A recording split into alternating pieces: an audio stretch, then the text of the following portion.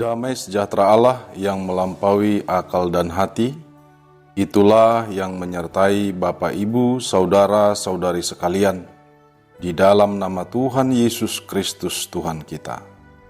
Amin. Firman Tuhan bagi kita untuk minggu ini tertulis pada kitab Roma, pasal 3 ayat 1-8. Demikian bunyi natsnya. Jika demikian, apakah kelebihan orang Yahudi dan apakah gunanya sunat? Banyak sekali dan di dalam segala hal. Pertama-tama, sebab kepada merekalah dipercayakan firman Allah. Jadi bagaimana jika di antara mereka ada yang tidak setia? Dapatkah ketidaksetiaan itu membatalkan kesetiaan Allah? Sekali-kali tidak. Sebaliknya, Allah adalah benar dan semua manusia pembohong. Seperti ada tertulis, supaya engkau ternyata benar dalam segala firman-Mu dan menang jika engkau dihakimi. Tetapi jika ketidakbenaran kita menunjukkan kebenaran Allah, apakah yang akan kita katakan? Tidak adilkah Allah?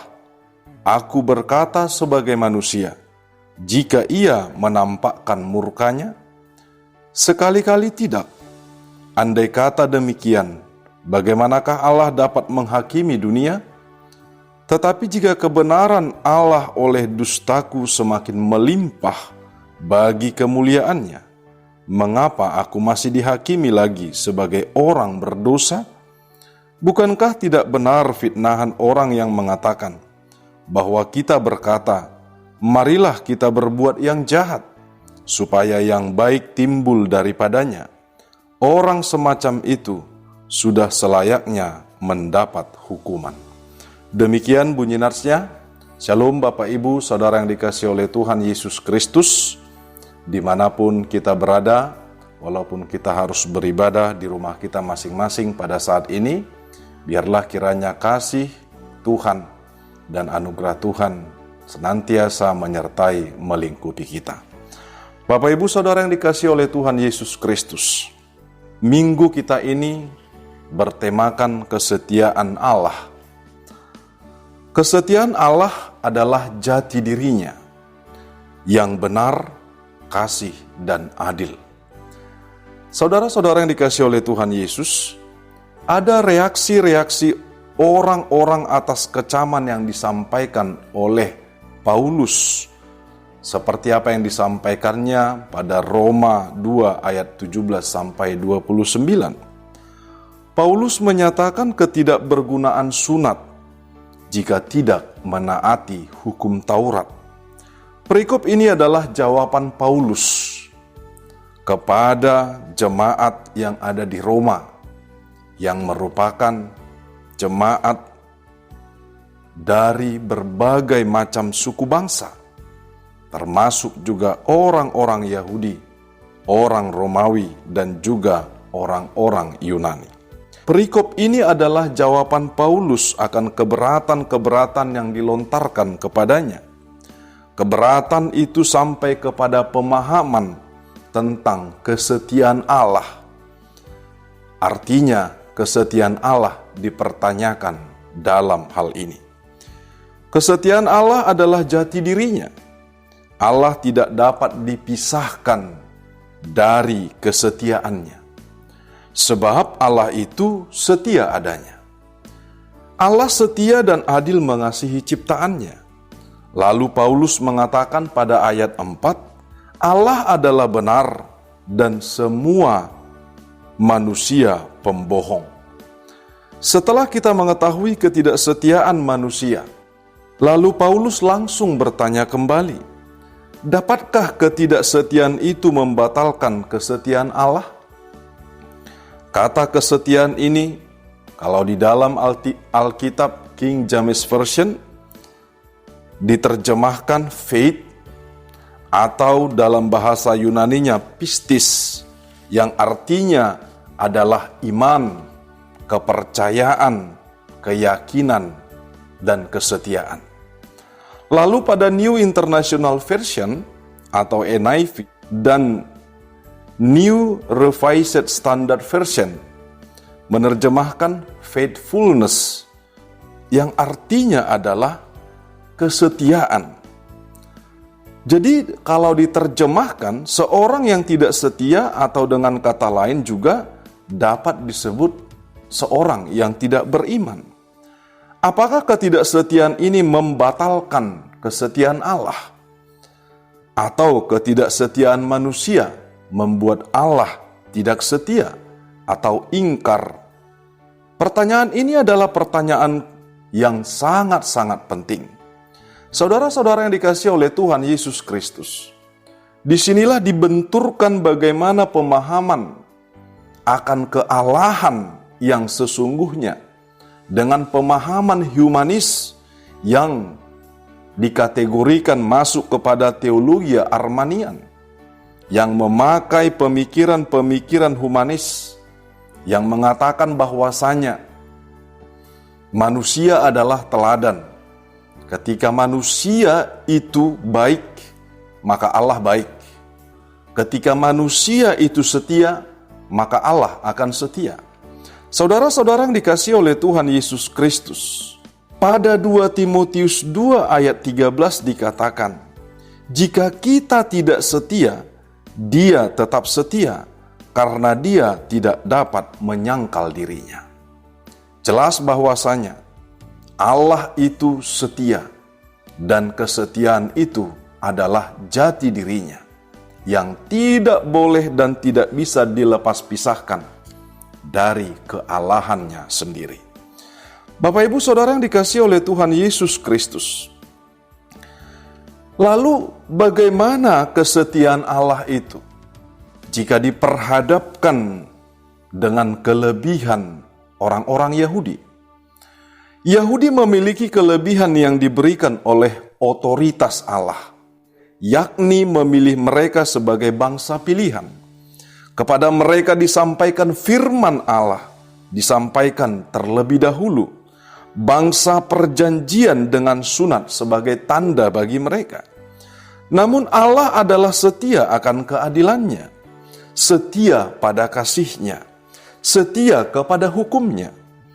Lalu apakah dengan kelebihan yang diberikan Allah kepada Yahudi akan membuat mereka lepas dari keadilan Allah? Tentu saja jawabannya tidak. Jika Yahudi adalah bangsa pilihan Allah, kepada mereka sesungguhnya Allah memintakan kesetiaan kepada Allah. Artinya ketika Allah setia dan diberikan kesetiaan, lalu apakah dengan kelebihan yang diberikan Allah kepada Yahudi akan membuat mereka lepas dari keadilan Allah? Tentu saja tidak. Jika Yahudi adalah bangsa pilihan Allah, kepada mereka juga dimintakan kesetiaan Allah. Jika tidak setia, maka keadilan Allah juga akan berlaku atas mereka. Jika Yahudi adalah bangsa perjanjian, Allah meminta mereka untuk hidup dalam perjanjian itu. Jika melanggar perjanjian, maka keadilan Allah juga akan berlaku atas mereka. Sebab perjanjian itu milik Allah, dan Allah berdaulat penuh atas perjanjiannya. Firman Allah dipercayakan kepada Yahudi, bukan karena kebolehan atau kebaikan mereka. Namun melalui firman itu Tuhan meminta bangsa Yahudi menjadi pelaku firman, bukan hanya menyuarakan, namun juga harus menghidupinya. Jika mereka tidak menghidupinya, maka keadilan Allah juga akan berlaku bagi mereka. Jadi kelebihan Yahudi bukan karena keyahudiannya atau mereka menjadi bangsa Yahudi, namun atas kehendak dan otoritas Allah, itulah yang memberikan kelebihan bagi mereka. Tidak ada pengaruhnya keyahudian terhadap kesetiaan Allah, sebab kesetiaan Allah tidak terbatas oleh suku, ras, dan bangsa. Sebab Allah setia mengasihi semua suku dan bangsa yang Dia ciptakan. Oleh karena itu, melalui perikop ini Bapak Ibu Saudara yang dikasihi oleh Tuhan Yesus Kristus, kita diingatkan. Yang pertama, bahwa Tuhan adalah setia dalam kebenaran dan keadilannya, mengasihi umat manusia, walaupun manusia berdosa. Namun oleh karena anugerah Allah kita diberikan pengampunan dan waktu untuk bertobat selama masih hidup di dunia ini. Namun ketika waktu penghakiman datang, keadilannya akan dinyatakan. Seperti firman-Nya yang tertulis dalam kitab Ulangan 14 ayat 18. Tuhan itu berpanjangan sabar dan kasih setianya berlimpah-limpah. Ia mengampuni kesalahan dan pelanggaran, tetapi sekali-kali tidak membebaskan orang yang bersalah dari hukuman. Bahkan ia membalaskan kesalahan bapa kepada anak-anaknya, kepada keturunan yang ketiga dan keempat. Seperti yang tertulis dalam Roma 3 ayat 23, semua manusia telah berbuat dosa. Bahkan dalam nas ini dikatakan bahwa manusia adalah pembohong. Ketika kita sudah mengetahui bahwa kita adalah orang-orang berdosa, segeralah mengakui dosa-dosa kita kepada Allah dan mohon pengampunannya. Sebab firman-Nya menyatakan, seperti yang tertulis pada 1 Yohanes 1 ayat 9, jika kita mengaku dosa kita, maka Ia adalah setia dan adil, sehingga Ia akan mengampuni segala dosa kita dan menyucikan kita dari segala kejahatan. Bahkan dikatakan dalam Ulangan 7 ayat 9, sebab itu haruslah kau ketahui bahwa Tuhan Allahmu, Dialah Allah, Allah yang setia, yang memegang perjanjian dan kasih setianya terhadap orang yang kasih kepadanya dan berpegang pada perintahnya sampai kepada beribu-ribu keturunan. Yang kedua, ketika Allah setia mengasihi kita yang berdosa dengan pengampunannya, bukan berarti kita menjadi pengendali kasih setia Allah itu, lalu sesuka hati kita untuk berbuat dosa. Tetapi hiduplah dalam iman kesetiaan kepada Allah, sebab Allah berdaulat atas kebenaran, keadilan, dan kasih setianya. Yang ketiga, Bapak Ibu Saudara yang dikasihi oleh Tuhan Yesus Kristus, manusia sering bertanya, sama dengan pertanyaan-pertanyaan orang-orang yang berusaha untuk membantah pernyataan dari Rasul Paulus. Mereka bertanya, di manakah kesetiaan Allah? Kenapa kami mengalami penderitaan ini? Kenapa kami harus mengalami berbagai macam kesusahan dan tantangan di dalam kehidupan ini? Saudara yang dikasihi Tuhan, kita sering menuntut kesetiaan Allah. Namun, yang paling utama kita harus ingat, apakah kita sudah setia kepada Allah? Apakah kita sudah melakukan seperti apa yang Tuhan kehendaki di dalam kehidupan kita? Apakah sungguh-sungguh bahwa kita adalah setia? Ingatlah Bapak Ibu, kalau kita dikatakan orang-orang percaya, orang-orang beriman, tapi kalau tidak setia, seperti pengertiannya kesetiaan itu, faithfulness, atau yang dikatakan pistis dalam bahasa Yunani, atau faith itu sendiri. Bapak Ibu Saudara yang dikasihi oleh Tuhan Yesus Kristus, kita bukanlah orang-orang yang beriman kalau kita tidak setia kepada Allah. Kesetiaan itu akan kelihatan ketika kita percaya sepenuhnya kepada Allah. Kesetiaan itu akan kelihatan ketika kita terus bersyukur dan menyatakan bahwasanya Tuhan tetap mengasihi kita. Tuhan akan tetap menyatakan keadilannya. Tuhan akan menyatakan kebenarannya. Dan Tuhan akan terus menyertai kita. Oleh karenanya Bapak Ibu Saudara yang dikasihi oleh Tuhan Yesus Kristus, firman Tuhan dalam Ulangan 32 ayat 4 dikatakan bahwa Tuhan itu gunung batu yang pekerjaannya sempurna karena segala jalannya adil, Allah yang setia dengan tiada kecurangan, adil dan benar Dia. Mazmur 145 ayat 17 dikatakan, Tuhan itu adil dalam segala jalannya dan penuh kasih setia dalam segala perbuatannya. Demikian kita dimintakan sebagai umat Tuhan untuk senantiasa setia kepada Allah, untuk terus bersyukur ketika kita mengetahui bahwa Tuhan setia. Ketika kita tahu bahwa Tuhan kita setia untuk menyertai memberkati kita, mengasihi kita, bersyukurlah senantiasa. Jangan tanyakan di mana Tuhan pada saat pandemi COVID-19 ini.